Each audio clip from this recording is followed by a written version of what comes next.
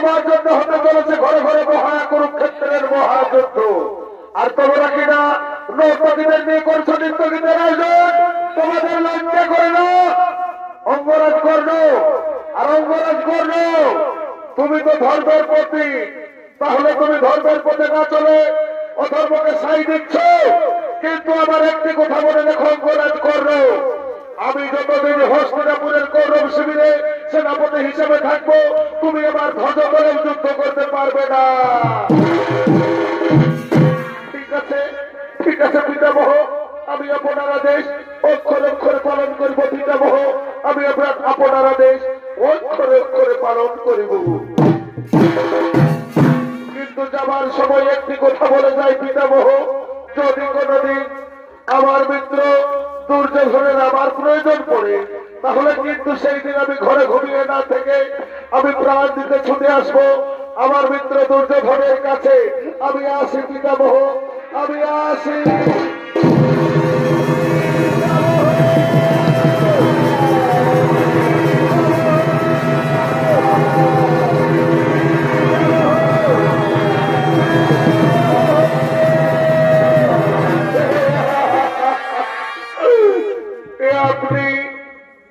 আপনি কি করলে পিতামহ, আপনি কি করলে? আপনি তো বলেছিলেন পিতামহ পাণ্ডবদের করিবে না বধ, আর যদি পাণ্ডবরা বধ না হই তাহলে তাহলে আমি কিভাবে হব বিজয় পিতামহ? তাই বলছি পিতামহ, আমার মিত্র অঙ্গরাজ কর্ণকে একটিবার যুদ্ধে যাওয়ার জন্য আদেশ দে।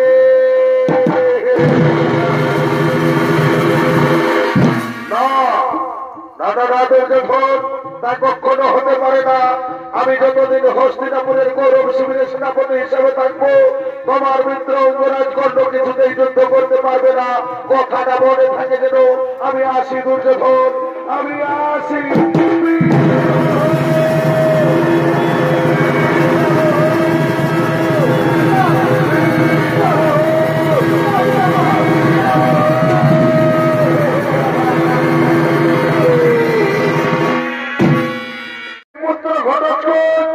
তিনি রণসেনে সজ্জিত হয়ে বীর গর্ব করেছেন আগমন।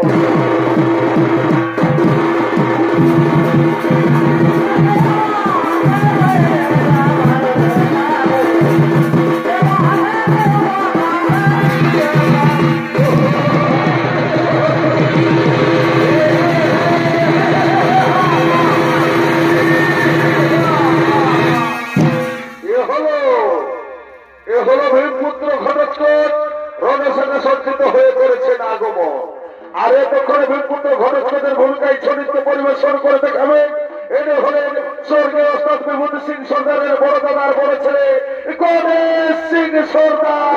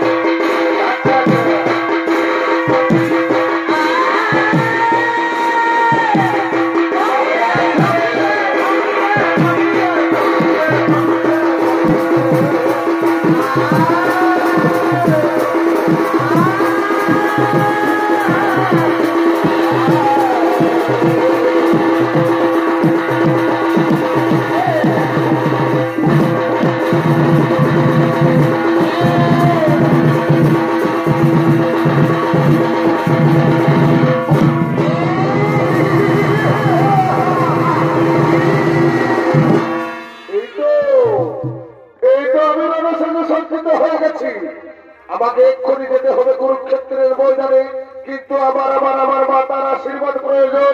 না না না, আর আমি বেশি বিলম্ব করবো না। আমি আমার গর্ভধারিণী মাতাকে ডেকে আশীর্বাদ নিয়ে আমি চলে যাবো কুরুক্ষেত্রের ময়দানে। তাই আমি আমার মাতাকে একবার ডেকে দেখি। মাতা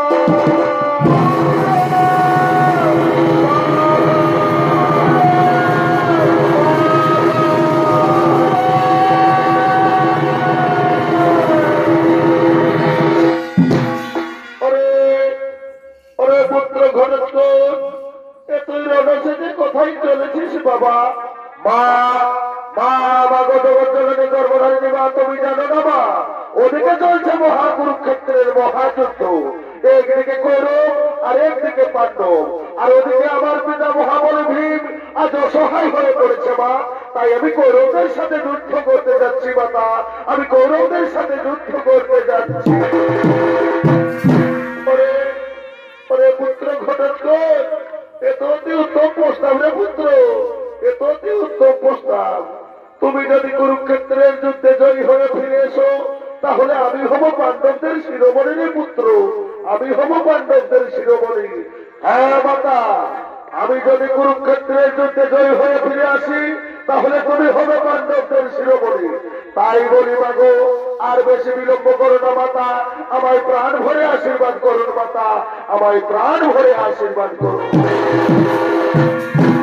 ওঠো ওঠো পুত্র, যাও পুত্র, আমি তোরে প্রাণ ভরে দিলাম আশীর্বাদ। তুমি কুরুক্ষেত্রের যুদ্ধে জয়ী হয়ে ফিরে এসো রে পুত্র, তুমি কুরুক্ষেত্রের যুদ্ধে জয়ী হয়ে ফিরে এসো।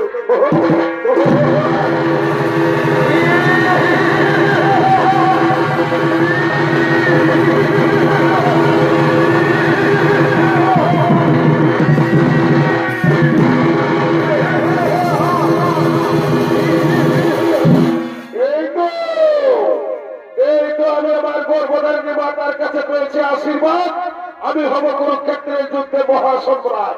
কোথায় কোথায় এর আমার মন্ত্রী সেনাপতি সৈন্যগণ, তোরা তাড়াতাড়ি আমার কাছে কোরা দেব।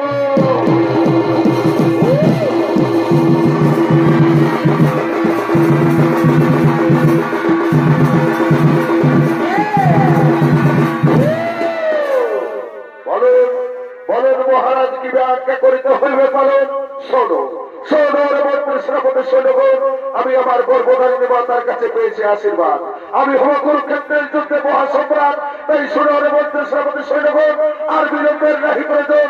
চলো চলো, আমরা এই মুহূর্তে কুরুক্ষেত্রের ময়দানে করিব আক্রমণ।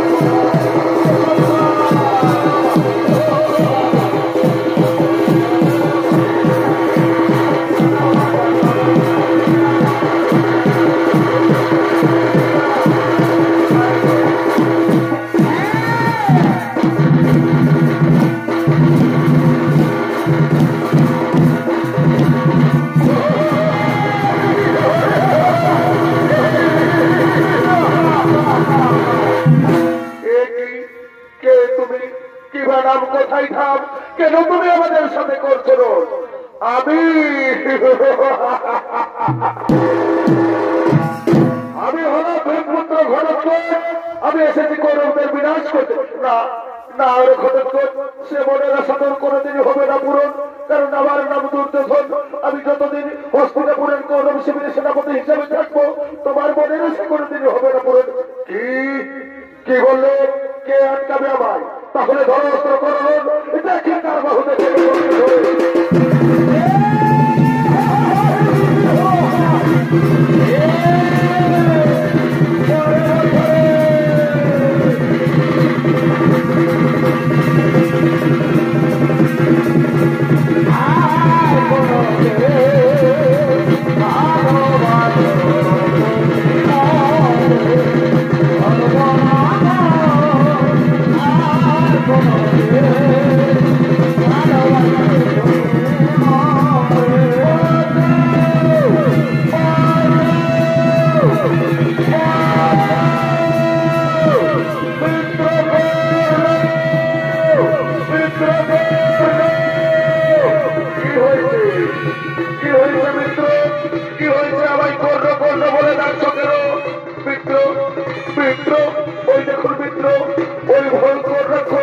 আমাদের সাথে যুদ্ধ করতে এসেছিল।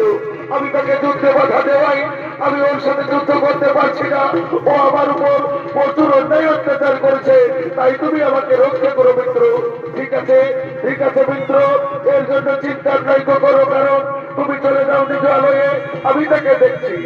ওরে ওরে ওরে পাপিষ্ঠ ঘটোৎকচ, মৃত্যুর জন্য তৈরি হয়ে যাও।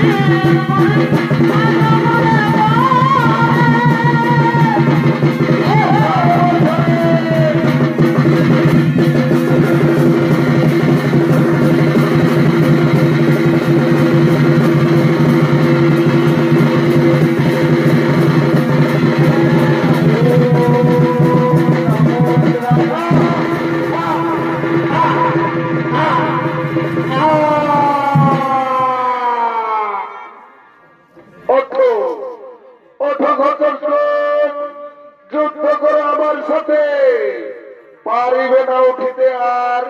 তুমি পড়ে থাকো কুরুক্ষেত্রের ময়দানে, আমি চলিলাম নিজ রাজভবনে।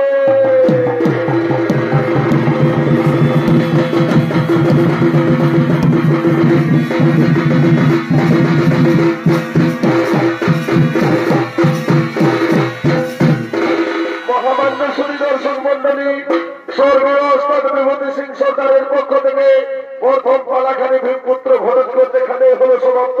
নমস্কার নমস্কার নমস্কার, জয় শিব শম্ভু, জোহার জোহার, দণ্ডবোধ, রাধে রাধে।